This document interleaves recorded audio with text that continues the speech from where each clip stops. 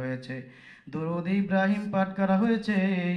এ আল্লাহ, এই হাদিয়াটুকু যদি তোমার দরবারে কবুল হয়, এই হাদিয়া জনাবে মুহাম্মদুর রাসূলুল্লাহ সাল্লাল্লাহু আলাইহি ওয়াসাল্লামের রূহে মুবারকে পৌঁছে দাও ইয়া রাব্বুল আলামিন। এই ইবাদতের উসিলা করি আল্লাহ ম্যাডামের অন্ধকার কবরের আলোকিত করিয়া দাও রে মাওলা।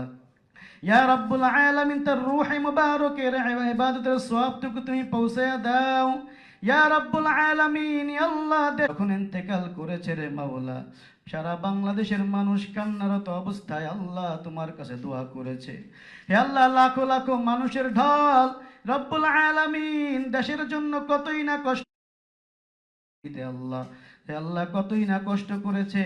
হে আল্লাহ শহীদ হয়েছে আল্লাহ তার স্বামী।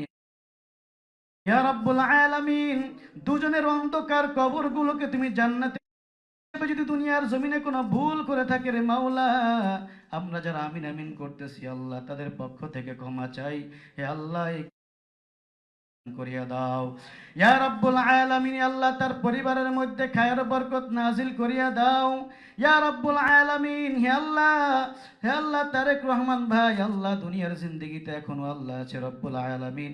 হে আল্লাহ তার পিছনে সামনে আল্লাহ অনেক মুসিবত রব্বুল আলামিন। হে আল্লাহ সকল মুসিবত আসমানি বালা মুসিবত তুমি দূর করিয়া তারেক রহমান ভাইকে আল্লাহ তুমি দিনের জন্য কবুল মঞ্জুর করিয়া নাও ইয়া রব্বুল আলামিন। দেশের জন্য কাজ করার তৌফিক দান করিয়া দাও। হে আল্লাহ দেশের নেতা হিসাবে কবুল আর মঞ্জুর করিয়া নাও। হে আল্লাহ তার স্ত্রী সন্তান যারা দুনিয়াতে এখনো বেঁচে আছে আল্লাহ, হে আল্লাহ সকল প্রকার বালা মুসিবত তুমি তাদের কাছ থেকে দূর করিয়া দাও। হে আল্লাহ দেশের জন্য তারাও যেন কাজ করতে পারে সেই তৌফিক দান করিয়া দাও ইয়া রব্বুল আলামিন। জুলাই যোদ্ধা যারা এই বাংলাদেশের জন্য স্বৈরাচারী শাসককে বিদায় করার জন্য যারা জীবন দিয়েছে, হে আল্লাহ যারা শহীদ হয়ে গেছে তাদেরকে তুমি শহীদি মর্তবা দিয়ে জান্নাতের বাগান বানিয়ে দাও ইয়া রাব্বুল আলামিন।